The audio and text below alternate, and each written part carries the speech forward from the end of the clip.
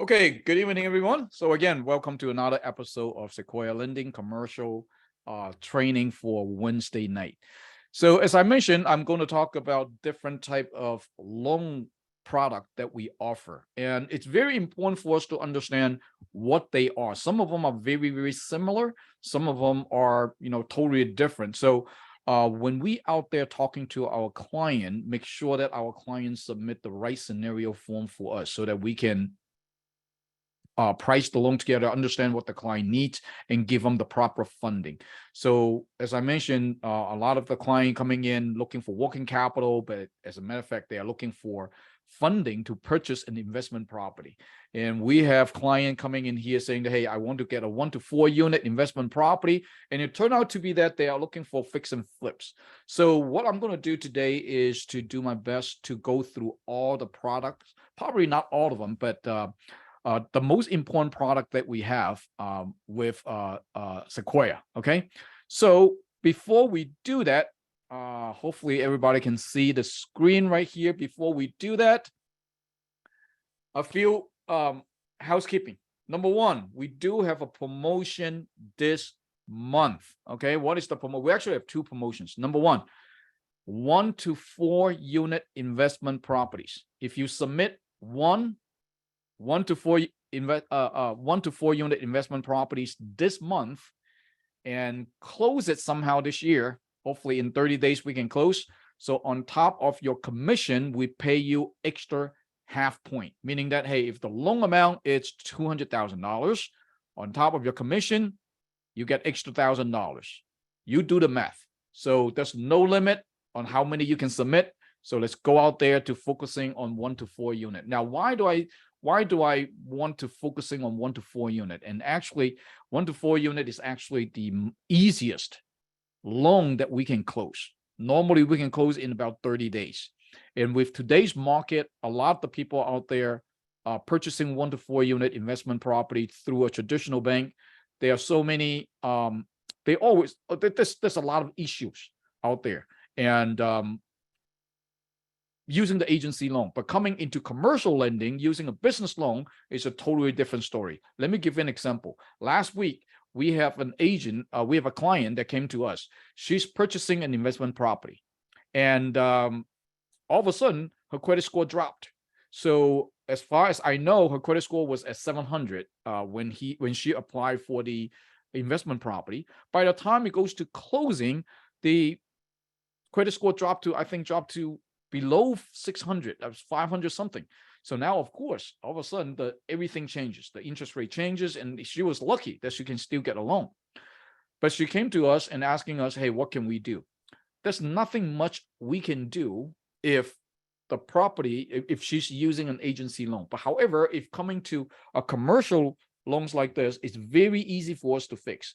First of all, on first 1 to 4 units, they have to purchase the property in an LLC name. So let's say John Doe right now is the sole owner of this LLC. Originally, he has 700 credit score, and now he dropped to 500. How do we fix it to keep the loan at the same interest rate? Very easy.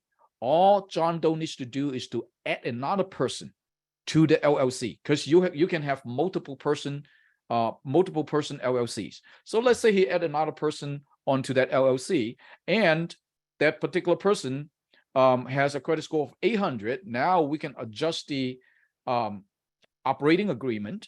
So that person who has a better credit score stay at, let's say, 80%, 90% of the company, and John Doe at 10% of the company. So in that case, nothing changes.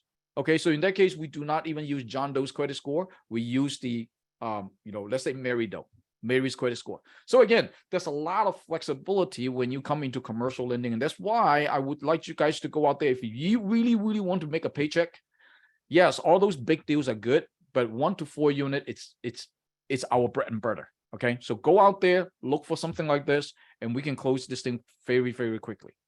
So without further ado, let's talk about different products. So when you sign up with Sequoia, the most important thing is this product page right here. You can, of course, you can go through all different sites, but this is the most important page right here that you need to know. I suggest you, even though you do not have a loan, okay, Submit a scenario form. Test out our system. How does the Sequoia system work? The system works like this. You go into, or your client go into the product page, submit a scenario form. What you're seeing right here is what we call the scenario form, okay? Submit a scenario form to us. Once we received it, we will evaluate the deal and we will respond to you and your client. So even though you don't have anything, you don't have a client, test out our system to see if this system even work or not. So just put in some junk and you will receive an email from us saying, hey, what are you trying to do? So on and so forth. Okay. But anyway, the most important thing is for you to understand what this different product is. So let me go through, a few of them. 1 to 4 unit. So when you click on it, pretty much we give you an overview about what 1 to 4 unit it's all about. Give you some a general guideline. Now, obviously, this guideline right here changes all the time. We will try to keep up as much as we can. So, for example, right now the credit score is 650 minimum. That is true, but quite frankly, a lot of the lender raise their credit minimum. Some lender raise it to 680. Some lenders raised it to 660. Okay, so things like this will change quite often, and we will try to update this as fast as we can. So 1 to 4 unit, what is 1 to 4 unit? They are single family homes, townhouses, condos. So imagine it's a one family property. Now, as long as the property is an investment, we can do that all day long. If somebody come to you saying that, hey, I am living in this property, can you do it? No, I cannot do it. If that it's primary residence, we do not fund primary residence. It's just because many things. Number one, the funding law is so much different if you are doing primary residence versus investment property.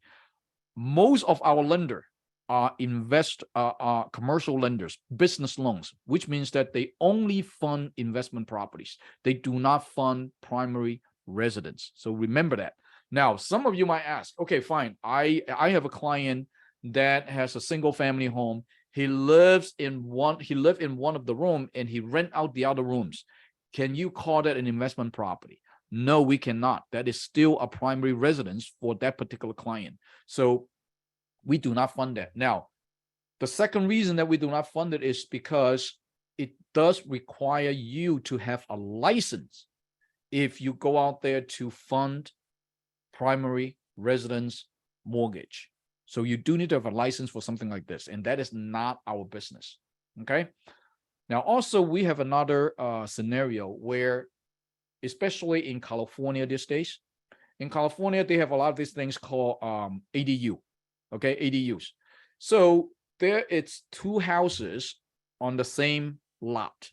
The main house, and many of them built an ADU in the back for rental purpose. So can this become an investment property? Same thing. If the client is living in the main house, that is still considered to be primary residence. So in that case, we cannot do it. Got it? So very, very clear. Your client come to you saying that as long as they live in that property, we cannot do it. Okay. Now, for this type of loan, as long as it's an investment property, we do not look at their income. And that is a big, huge plus. So talk to your real estate agents. Many real estate agents don't even know loans like this exist. When a real estate agent out there sell a property to their clients, and very naturally, they would just go to a local mortgage company to get a loan, which is fine, no problem. But a lot of them, they will run into DTI issues. DTI stands for debt to income ratio.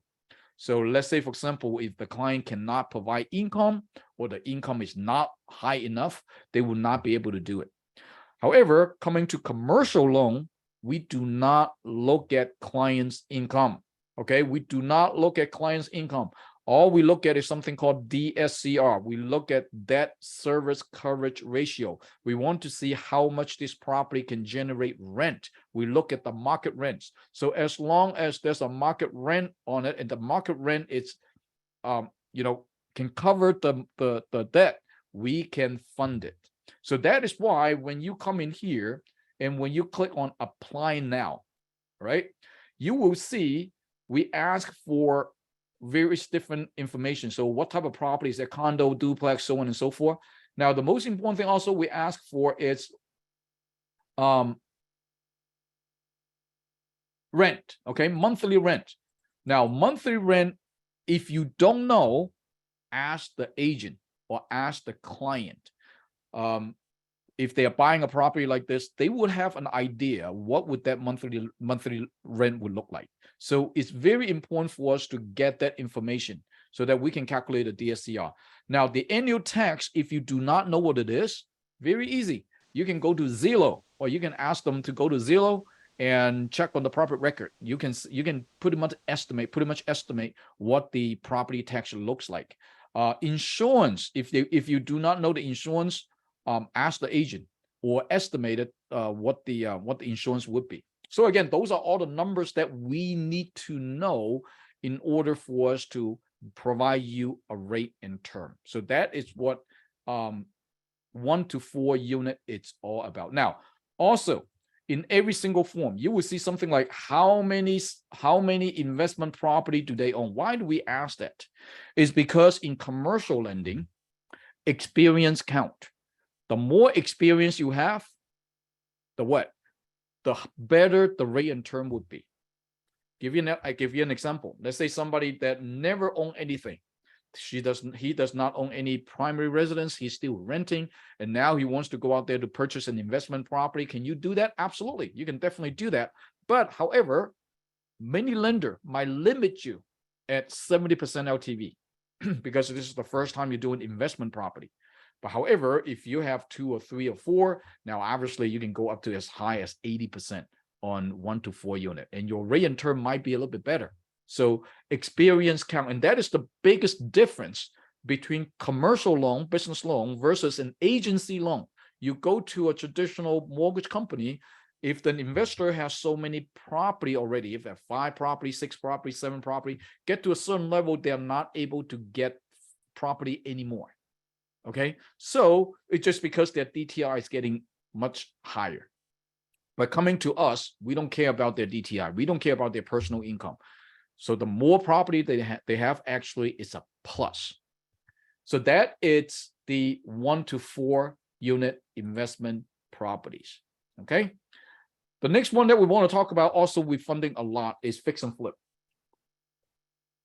Now, fix and flip, it's actually a type of bridge loan or construction loan, a mini construction loan, put it this way. But obviously, fix and flip is not a ground up construction. It is a renovation. So for fix and flip, okay, so definitely you have to, you are buying a ugly property. Most likely that property is not in a livable condition, and you purchase it, and also you spend money on it, and to renovate the building to bring it back to the market conditions. And either the investor will sell it, most of cases they will sell it, or they will keep it for long-term rental. So in this case, we are looking for 2 things. Number 1, we're looking for experience.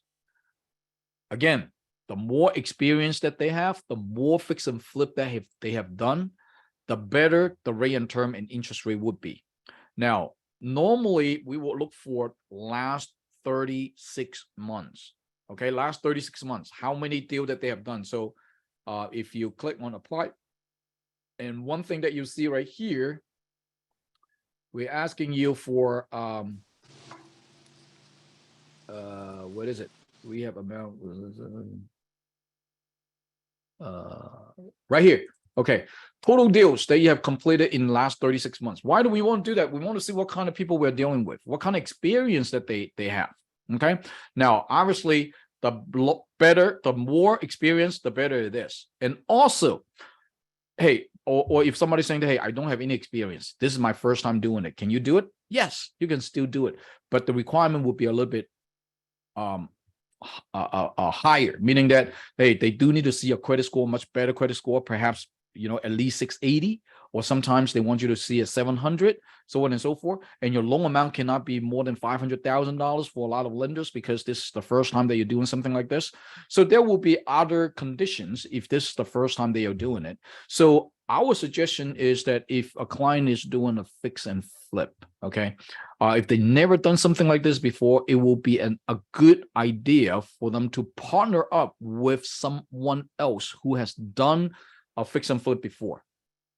First of all, you can use the experience, the rate and term will be better, you can get more money out of it. And of course, I mean, with somebody who has done something like this, you can see how these things actually work, because if you don't have the experience, once you get into it, it's kind of scary. All right, now also a lot we have client agent asking us saying that, hey, the client is actually used to work for a construction company, he or she knows how to do all kind of stuff, okay, but this is the first time that he come out. Can he use his experience? Experience need to be verifiable. What does it mean? You have to provide a track record to us so that we can verify you do have the experience. I mean, you can tell the lender all day long that, hey, I work for this company, I work for that company, but the lender cannot verify it. So they have to see, you have to provide the project that you have done or the client has done. And once when the lender is evaluating that project, they will pull all the record or whatsoever to verify this client indeed have done jobs like this. Okay, so if he works for other company and his name never showed up on any projects, then we cannot use that experience. We just cannot verify it, right? So that is not a thing that we need to keep in mind for fix and flip. We've done a lot of fix and flips. So even though with today's market, a lot, I mean, fix and flip to a lot of investors is their daytime business. Regardless what the economy looks like, they're still out there buying property, fixing property, and selling properties. Okay, so I would suggest if you really want to get into, that's how I started it. When I started commercial lending, I focusing on fix and flips and what 1 to 4 unit, just those two. Okay, just those two. So if you've never done anything before, I would suggest you to, look into this too, because again, there's so much business out there, so many people that needs this type of loan. So that's the 1 to 4 unit. I can talk about mixed multifamily. Multifamily is very well. It's similar to 1 to 4 unit, but instead of one family, you are purchasing an entire building. An entire building, you have at least 5 families and above, and each unit got to have its own kitchen. Okay, got to have its own kitchen, and it's an individual family. So that is what multifamily is. So the way to do it is very similar to 1 to 4 unit. We need to look at the rent roll. We need to look at the operating statement. We need to look at how much income that particular multifamily is bringing in. So today, now, if we really want to get into hardcore commercial, multifamily definitely is the way to go. There are so many multifamilies using bridge loan right now. Why bridge loan?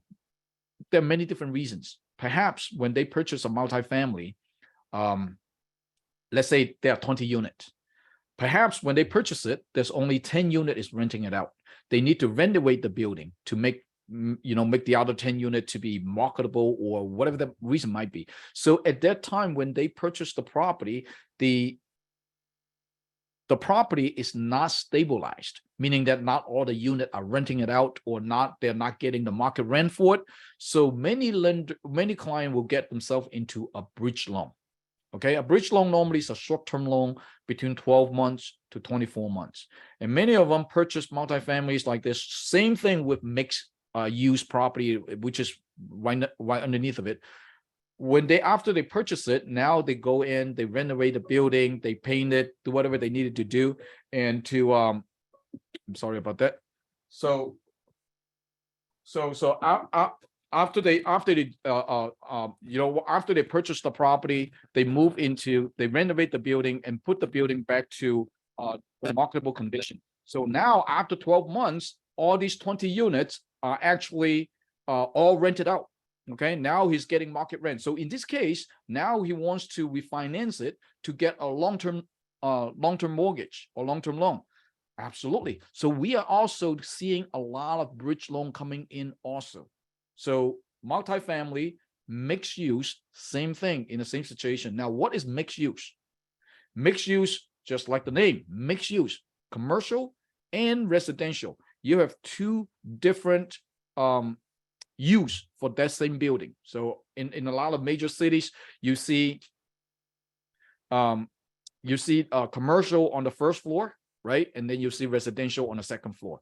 So for that type of property, very similar to mixed use, we need to know how many units are there. So again, if you look into mixed use right here, right? And if you do apply for now, you will see we ask for, here we go. How many commercial units? Okay, we need to know how many how many units for commercial, and also we want to see what is the approximate square footage for commercials. And same thing, we ask for how many number of residential units and total residential unit square footage. Why do we ask that? It's because it really depending on how the commercial, how the mixed use it's structured, the configurations. So in some cases, we might be able to apply for a 1 to 4 unit loan for a mixed use, which have a better rate. Let me give you an example. Let's say if the total square footage for residential, it's 51% or more than the commercial square footage. Some lender will see that as a multi-unit instead of a mixed use. So they will not count the commercial portion of it. They will only focusing on the residential portion of it. So which means that the rate and term will be better. Okay, so we have done quite a few of those. We done one in, I believe, in Philadelphia, where it's a mixed use, but the commercial, it's only one little 600 square feet office space. And the rest of the building is actually for residential. So in that case, we didn't even need to consider it as a mixed use, because once you get into mixed use, now it becomes a commercial loan instead of a 1 to 4 unit. Okay, so that is very important for us to know what the square footage would be. But other than that, it's pretty simple. We just need to see what the rent roll looks like. We want to see what the operating statement looks like, and then we can give you a pricing. Now, in today's market, whether you are multifamily or mixed use, I think the maximum LTV that you can get up to is 70%. Okay, because the interest rate has gone up so much, a lot of the lender become very conservative nowadays. Used to be they're able to fund 75%, 80%, but many of them do not do that anymore. So right now the max I see is 70%, but the norm is somewhere around 65%. Okay, so that is what happened with multifamily and mixed use. Okay, the next one I want to talk about is commercial properties. Commercial properties, number one thing that I see is that we have quite a few commercial property that came in. It's very difficult to do, not because of the property, but because of the loan amount. When you talk about commercial, we are talking about retails, office buildings, apartment buildings, shopping malls, things like this. So for a lot of the lender out there funding commercial, they don't want to see a loan that is less than $500,000. Some of them will go as low as 200, but we have some clients that came in for $100,000 office townhouse. So that is very difficult to do, right? So many agent complaining that, hey, how come the rate is so expensive? And the reality is that the lower the loan amount, the harder to get funded in commercial. Okay, so can we do it? Yes, we can still do it, but most likely all these smaller loan amount is going to be a bridge loan. Same thing, about 12 months, 24 months. Maximum is about 50% LTV or 60% LTV, push it to the limit. It just because, again, this is not the favorite for any lenders to look at. In commercial, now when I say commercial, I'm talking about hardcore, right? The bigger the loan amount, the more eyeballs that you can attract. So for example, if you're talking about 10 million, 20 million, 30 million, 50 million, man, everybody's would jump to it. But if you're talking about 100,000, 200,000, a shopping center, it's just not attractive enough. So just keep that in mind. Okay. Now, when you do commercials, yeah, I mean, pretty much we can do a lot of different type of commercials. But one, right here, you click on the type of commercial, then you can select whichever commercials that associated with that particular property. Now, most of these commercial are funded by bridge loans. Very rare that we can see something that is, I shouldn't say very rare, but a small portion that we can fund 30 or 30-year loans, especially they are stabilized, rented out, so on and so forth. But I would say majority of them are bridge loan type of property, whether they purchase it for. I mean, today we have a client that came in and tried to purchase an office building, and asking for $3.3 million. But the rent does not support a $3.3 million loan. So we cannot get him a 30-year mortgage. We can only give him, it's a bridge loan that is about 2 years. So all these type of project, especially in commercial, the idea is to have them it's very difficult to get a 30-year fix. It's just because for commercial property, the rent changes all the time because they have renter coming in, and they might have renter move out. The property might, the space might be vacant for a period of time, so on and so forth. So it's very difficult to construct a 30-year note on a commercial loan. But bridge loan, it's all day long. Okay, we can definitely do that. So that is commercial, and okay. Next one that we want to talk about, it's land. Can we do land? Can we do land? Yes, we can do land. But today, the reality is that land is much more difficult than before. If you came to us or came to any lender 2 years ago, 3 years ago, or before COVID, I mean, we fund land all day long. But ever since then, the market has shifted, because one thing you don't understand is that land does not produce any income. Unlike any other commercial property that you can rent it out to collect rent, land, most likely you cannot, unless you are purchasing agricultural land that you rent it to a farmer that farms on your land. That's a totally different story. But most of the land that we see are construction lands. They purchase the land, they want to develop it, and they would either sell the lots, or they will build on top of it. So for land, while you are developing it, it costs money, right? Every single month, it costs you money to develop that land, and it does not. You don't have any income coming in from that land. So you do need to have somebody need to have a deep pocket for just purchasing the land. So normally, when people ask me, "Hey, Alan, can you do land?" I will always want to find out, what do you need the land for? Okay, it's very important. What do you need the land for? So ask your client, what do you need the land for? Are you purchasing the land to build? And then you ask them, how fast can you build? And many of them, quite frankly, they will say, hey, I can build immediately, which is fantastic. If that is the case, then we don't even need to give you a land loan. We can give you a construction loan right away, because a construction loan, I can give you funding to purchase the land plus the construction cost, which is actually, construction loan is actually easier than a land loan, because the land loan, you don't know, the lender do not know when you're going to build, what are you going to build, so on and so forth. So normally for land loan, if it's a durable land, normally it's about, again, 12 months, maximum 24 months. They don't want you to hold on to the land for too long and not building it. Okay. And if the land is too small, let's say $100,000 land, I see some land is 60,000, 50,000. I mean, that is not for us. I mean, the lender do not want to fund a $50,000, $60,000 land. Now we also, we funded a few lands before for about 1.5 million.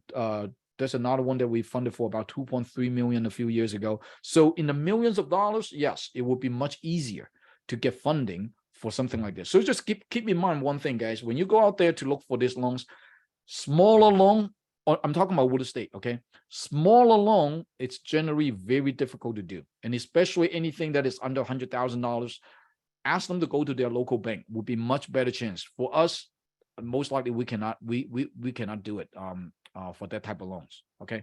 So that is land loan.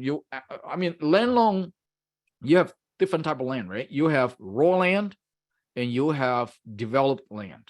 Raw land is just a piece of land. You just you have not yet developed it. You don't know what to do with it. Somebody would just like to purchase it for, just because they like it. They might want to see the value increase in the future, so on and so forth, whatever that might be. So for raw land, the maximum anybody would fund you is about 40%. 40%. You have to put down 60%. Okay. And this type of loan, we do need to see your bank statements. We need to see your financial. That's why I see, I put it right here. We need to see your business or personal tax return. Why? Why do you see that? It's because that piece of land is not generating income. The lender would like to know, how are you going to afford that piece of land or afford that a monthly payment if the thing is, if you're not generating any income from that piece of land. Okay, so that is why they need to look at the tax returns. They need to look at the tax returns. Okay, now also you have land that is entitled or permitted or developed. So in this case, I've said already, if it would be better for them to purchase the land to build, then we give them a construction loan. Okay, also you have some lands is for agriculture. So we do have a few clients that come to us. They own lands that is growing all kind of crop. Can we do that? If just a piece of land, it will be a little bit difficult. But if there is a processing building on that piece of land. So for example, let's say we are working on a deal right now. This client has about 1,000 acres that he planted jujube trees.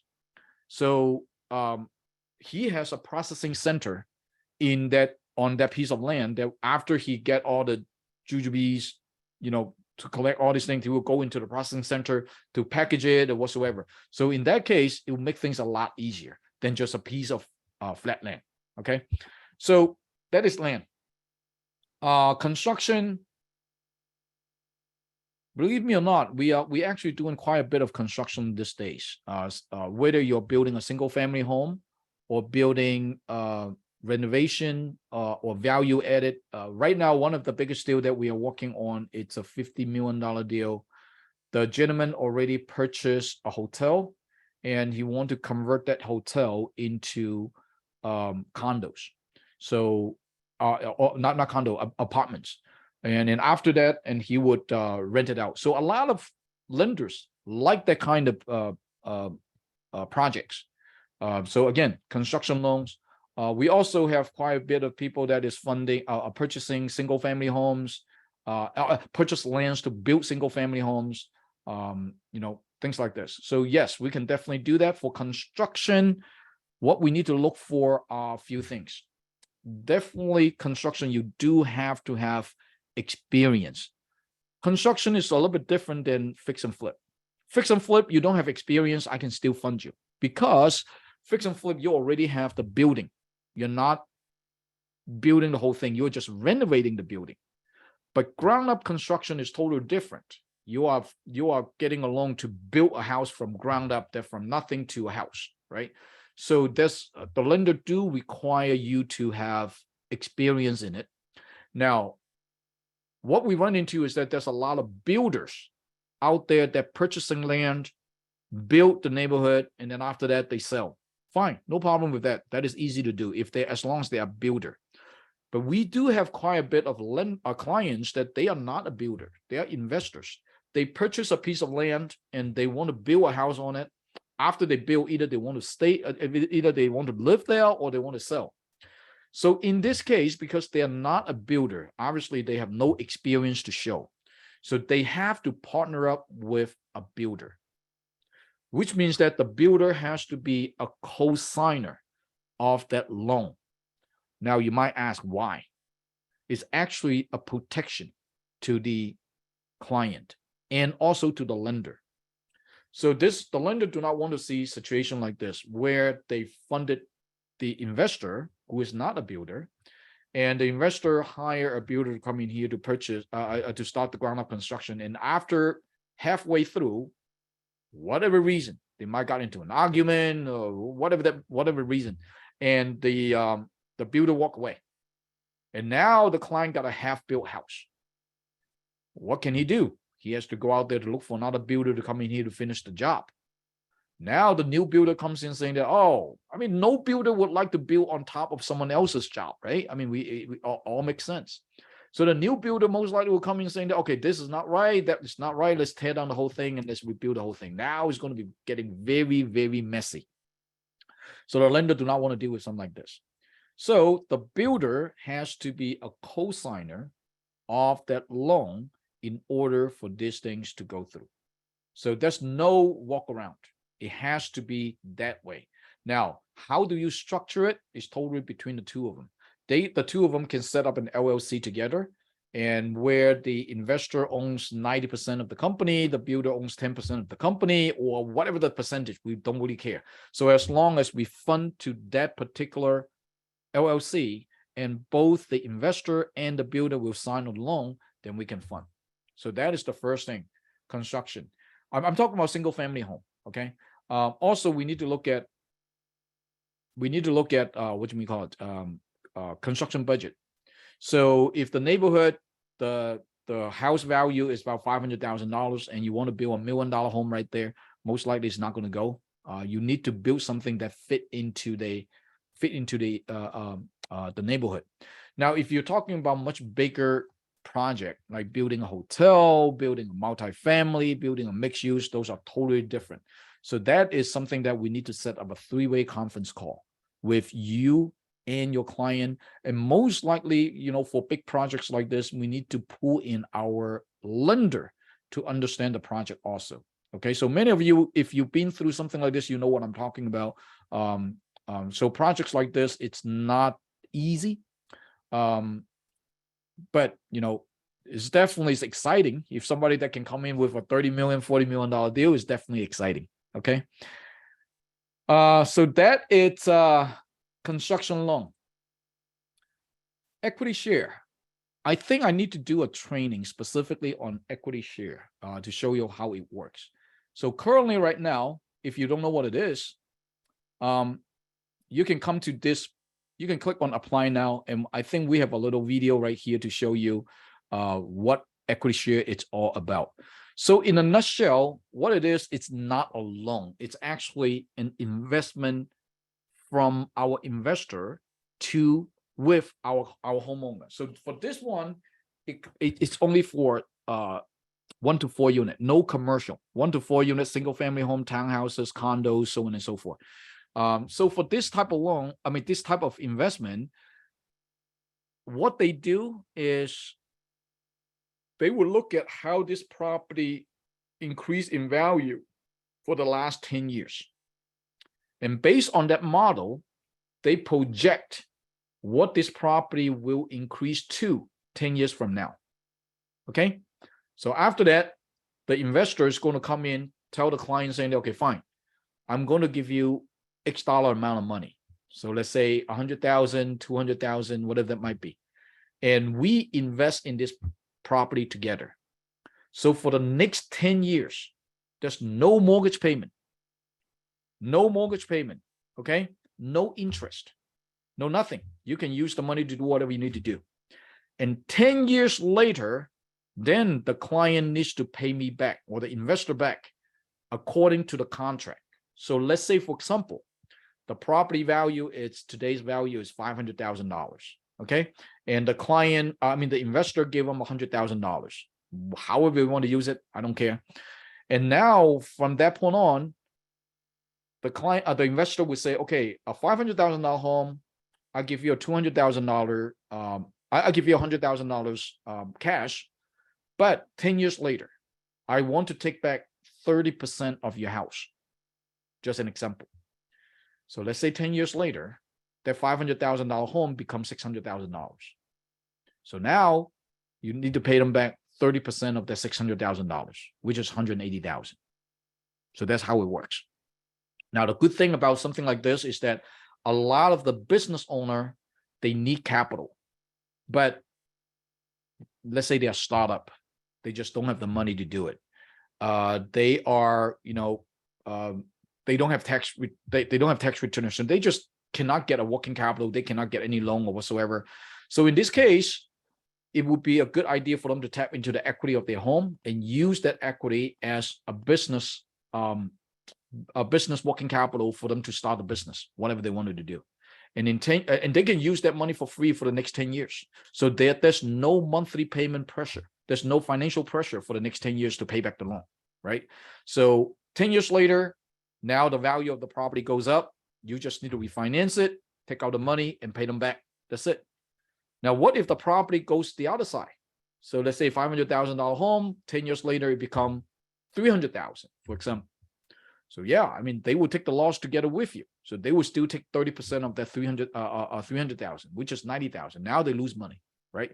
So they will make money together with you and they will lose money together with you. So that is what equity share it's all about.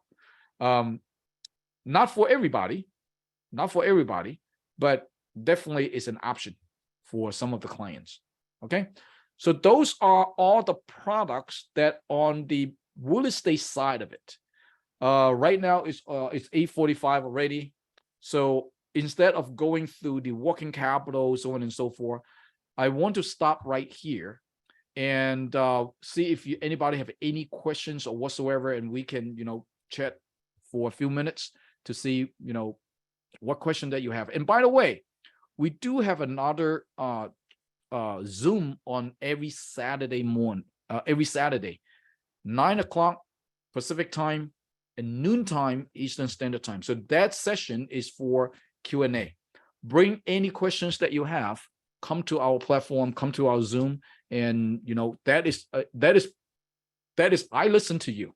You ask me questions and I answer. Or in some cases, I will bring some of the advisors to come online with us also to answer your questions. Okay. So I'm going to stop right here and to see if you have any questions. So it looks like we have that Saturday meeting is different from the Friday meeting. Oh, sorry. Did I say Saturday or Friday? Saturday. Okay. Saturday. No, sorry. There's no Saturday. It's Friday. Friday. It's Friday noon. Friday noon. Okay. Okay, great. Friday noon. Sorry about that. Okay. No worries. Yep. So let me see. I do have a few questions right here. Sultan is asking, restaurant purchase 175,000 and renovation 175,000, total 350. Workable for commercial or gap funding. This looks like, first of all, I need to know restaurant purchase for 100. I need to know if they have, so it looks like they have the commercial. Okay. Gap funding, I don't think gap funding will work, because in order for you to get a $350,000 gap funding, you have to show a personal income for about $1 million. I doubt anybody can go up to that much money. So most likely for that kind of loan is either working capital or a commercial loan. Which one would you rather have? The working? I need to look at the clients first. Now, Okay. how long they have been in business, and Okay. right? Do they have at least 2 years of tax return to show, so on and so forth? Yes, they do. Okay. So most likely working capital will work. Okay. Thank you. How about under 400,000 loan for 1 to 4 unit? I don't know what that means. What about it? I mean, we can definitely fund it for 1 to 4 unit for any real estate, any residential investment property. We can fund as low as $75,000. Okay. We don't like to fund it, but I mean, we have funded $75,000 properties. Alan, Yes, Larry. I got a guy that owns a couple of restaurants, and it's a chain restaurant. Yep. Actually, they call it Dairy Queen, and he just bid on another restaurant, and I'm trying to get him to go through our program. Would that be under the business acquisition, or where do I sign him up when he decides if Okay. they want to run with us. So you're saying that he already have a few restaurants. He wants to open up another restaurant. Yes, So he's not buying in another restaurant. He just open up a new one. but actually he buying another existing Dairy Queen. That would be business acquisition. Okay. Yep. All right. Yep. All right. We love a business like this, especially they already have the experience and they want to purchase another one. Absolutely. We can definitely do that. Okay. All right. Sounds good. Okay. So how Margaret, I see you that you raise your hand. Margaret. Yes, in the very beginning, you mentioned about the bad credit to switch the borrower's name in the company. So is there any type of restriction who can put on the company as a shareholder for Nope. the bad credit? Nope. Okay. Anybody And can be then- on the LLC. And how many % for the person with a better credit? Is there Well, any normally- requirement? Yeah, normally if you don't want them to see the person who has a bad credit or use his credit score, normally you structure it as 90-10. So the bad credit person, the bad credit client will own 10% of the company, and the good credit person will own 90% of the company. So in this case, we only look at the good credit person. But however, we can use both people's down payment or liquidities, right? And after the last minute switch, how long we're able to close the loan? I mean, just like anything else. I mean, normally we close a deal like this in 30 days. 30 days. Right. Okay. Yeah. Right. Got it. Thank Okay. you. Yep. Where is the link for gap funding? Right here. Okay. Under business funding, and you see gap funding right here. So in your website, you will see something similar. So those go to gap funding. Is there any equity share income? No, unfortunately, Gigi, there's no such thing. Where do we find the link for bridge loan? Okay, bridge loan is actually a type of loan. Bridge loan, for example, like a 30-year fix, a 5-year arm, 3-year arm. So that is type of loans. There's no link for bridge loan. So most likely when you come into a commercial property, let's say you do a commercial property and you fill out some information, and after we read the numbers, let's say you're buying a property for $3 million, for example, and you're saying that, okay, fine, the property is vacant, which means that that property is not generating any income. So in this case, 100% of the time, we can only use a bridge loan. Okay, so a bridge loan, just like what it says, it gets you from what you wanted to, what the current situation is, to where you want to go to. So once you get into a bridge loan and you stabilize the property, do whatever you need to do, and once you rent it out, then we can go into a long-term note.